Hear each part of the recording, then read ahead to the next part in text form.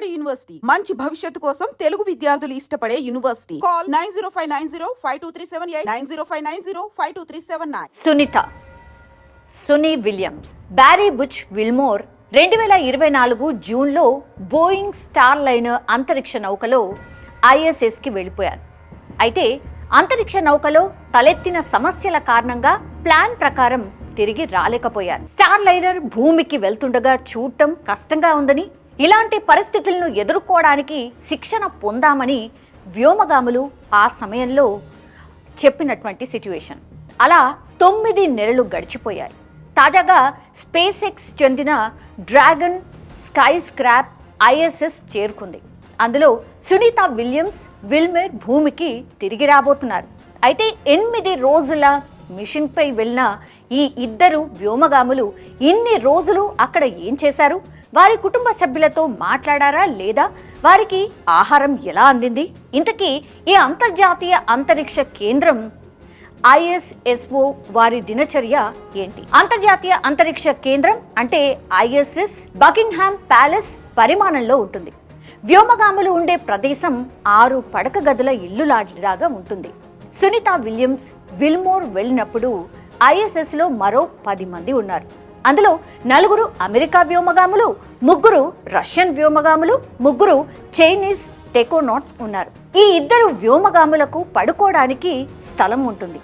అక్కడి నుంచి ఈమెయిల్స్ కావచ్చు, కాల్స్ ద్వారా వారి కుటుంబాలతో మాట్లాడడానికి 2 ల్యాప్టాప్లు అందుబాటులో ఉంటాయి.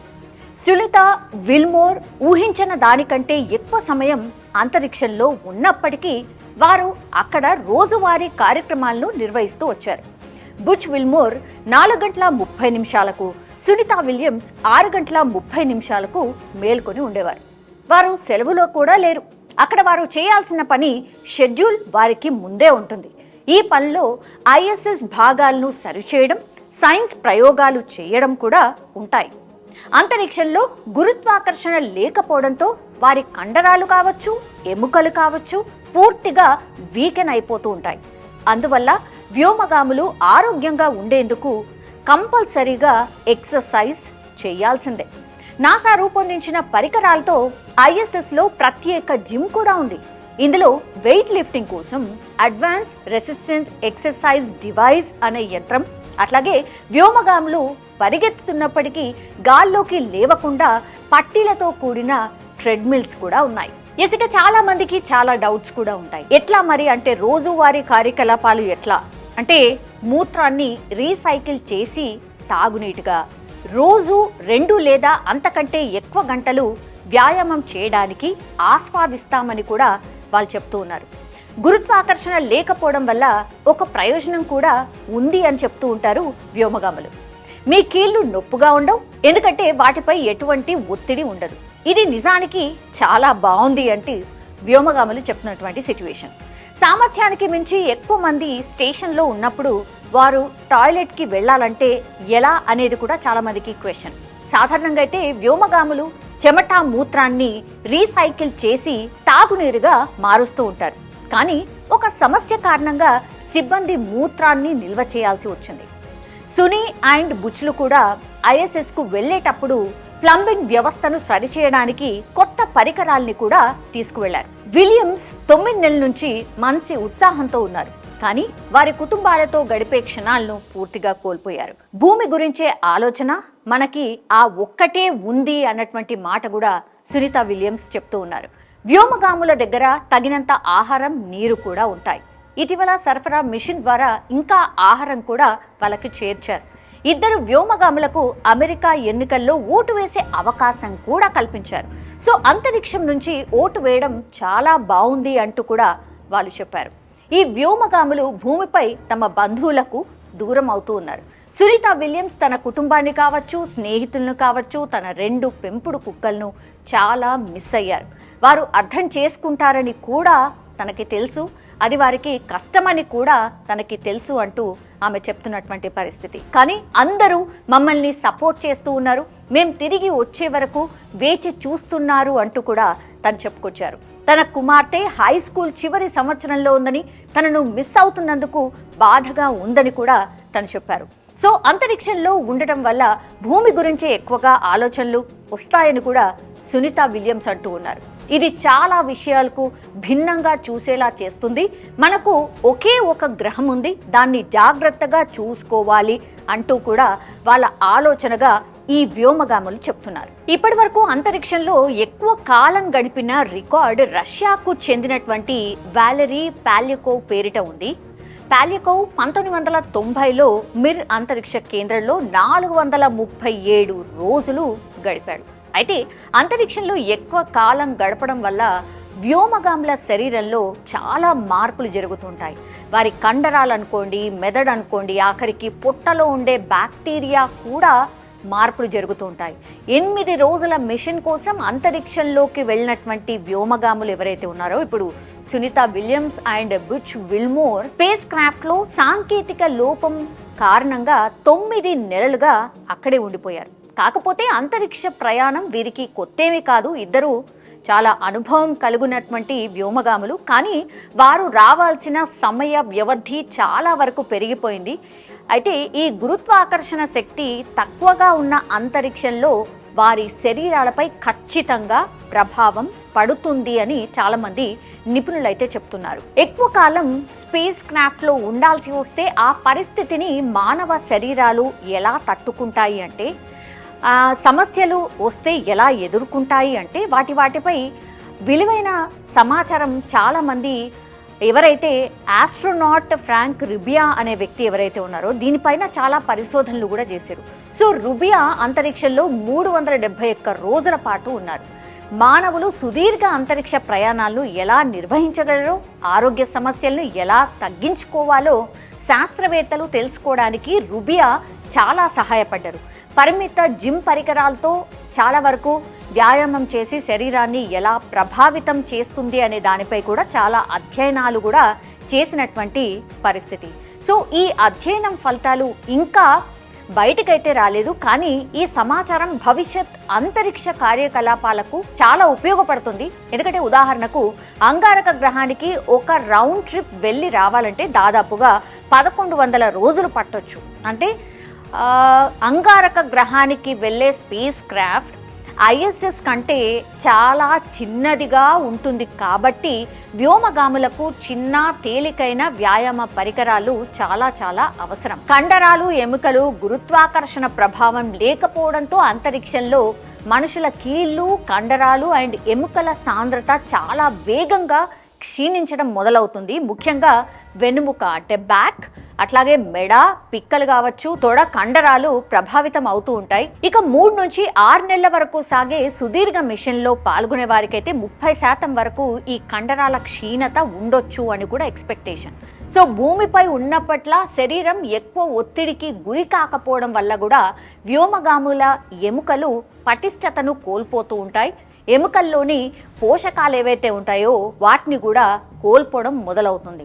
సో వ్యోమగాములు అంతరిక్షంలో గడిపినటువంటి ప్రతి నెల 1 నుంచి 2% ఎముకల ద్రవ్య రాశిని కోల్పోతుంటారు, అంటే బలాన్ని కోల్పోతూ ఉంటారు. 6 నెలల కాలం అక్కడుంటే 10% పైగా ఈ కండరాల బలహీనత వచ్చే అవకాశం ఉంటుంది. సో భూమిపై ఉండే వృద్ధులు కోల్పోయే ఎముకల దృఢత్వం ఏదైతే ఉంటుందో అది 0.5 నుంచి 1% మాత్రమే ఉంటుంది. వాళ్ళు అంటే వ్యోమగాములు చాలా ఎక్కువగా ఈ ప్రమాదాన్ని ఎదుర్కొనే అవకాశం ఉంటుంది. అలాగే వాటి నుంచి కోలుకోవడానికి కూడా వాళ్ళకి చాలా టైం అయితే పట్టే అవకాశం ఉంటుంది.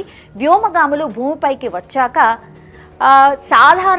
సాధారణ జీవితానికి అలవాటు పడడానికి కూడా ఒక 4 ఏళ్ల సమయం పడుతుందట, చాలా చాలా ఎక్కువ టైం. సో దీన్ని తగ్గించడానికి ISS ఆర్బిట్లో ఉన్నప్పుడు ఈ వ్యోమగాములు ప్రతిరోజు 2.5 గంటల పాటు వ్యాయామం చేస్తారు. ISS జిమ్లో అమర్చినటువంటి ఒక పరికరాన్ని ఉపయోగించి స్క్వాట్స్ కావచ్చు అండ్ డెడ్ లిఫ్ట్ కావచ్చు, బెంచ్ ప్రెజెన్స్ని చేస్తూ ఉంటారు.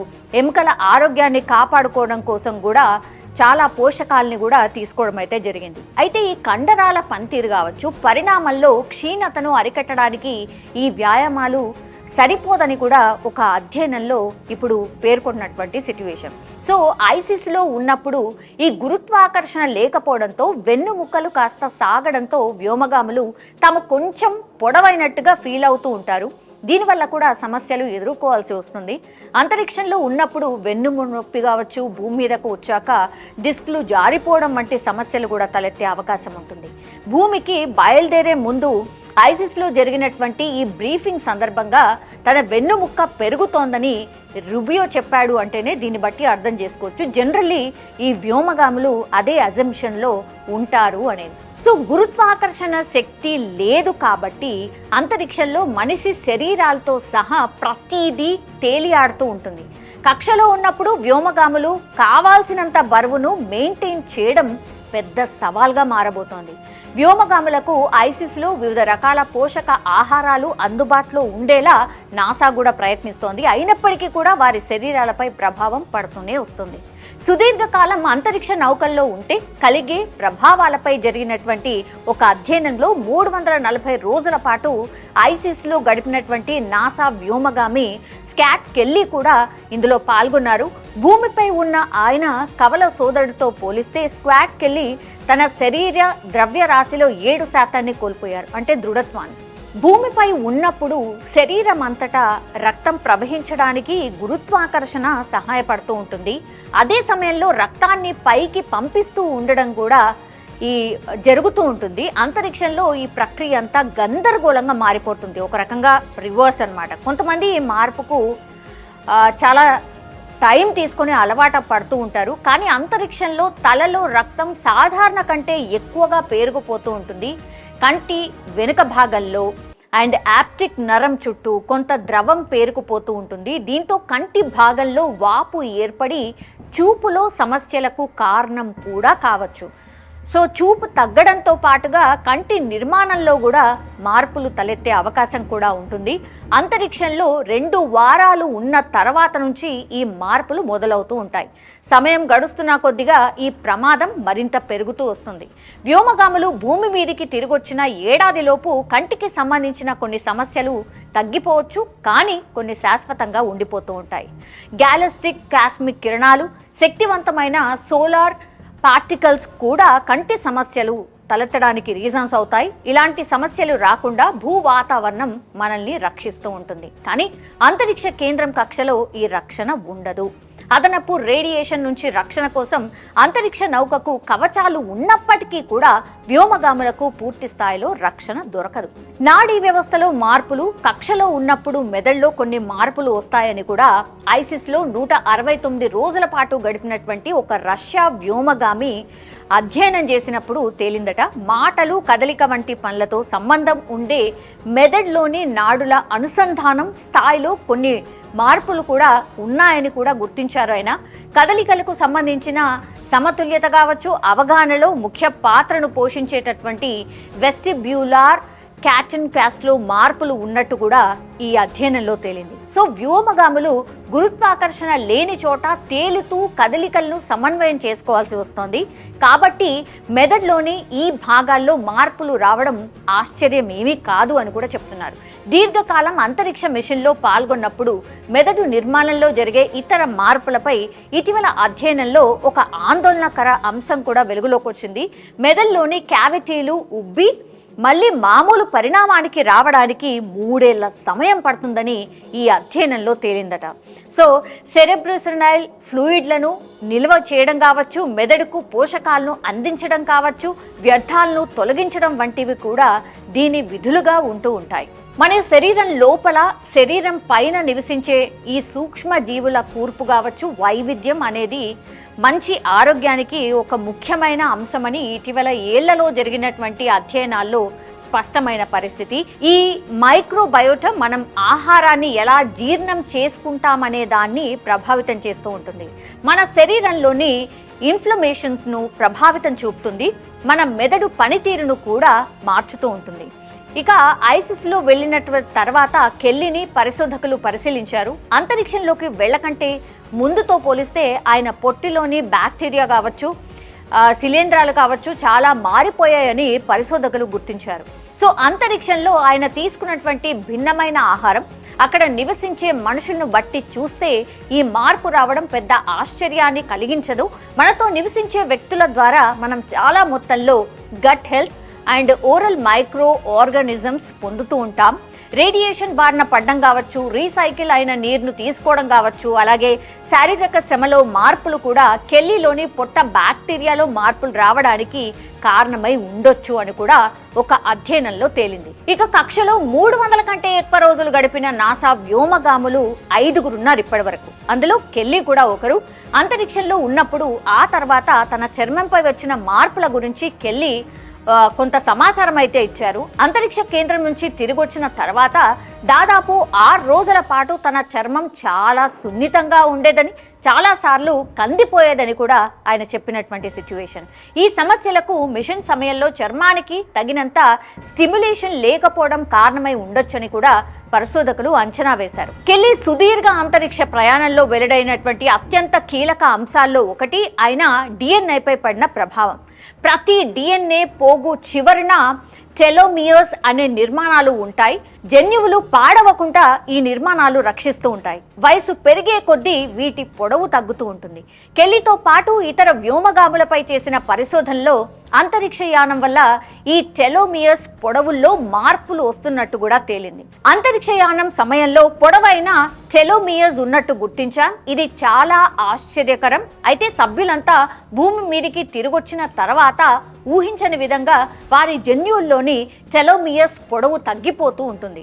అంతరిక్షయానం ముందుతో పోలిస్తే వెళ్ళొచ్చాక వ్యోమగాముల్లో తక్కువ పొడవున్న టెలోమియర్స్ సంఖ్య ఎక్కువగా ఉంటుంది అని కూడా పరిశోధనలో తేలింది. సో కెల్లీపై అధ్యయనం చేసినటువంటి బృందంలో కొలరెడో స్టేట్ యూనివర్సిటీకి చెందినటువంటి environmental and radiological health professor Susan Bailey కూడా ఉన్నారు.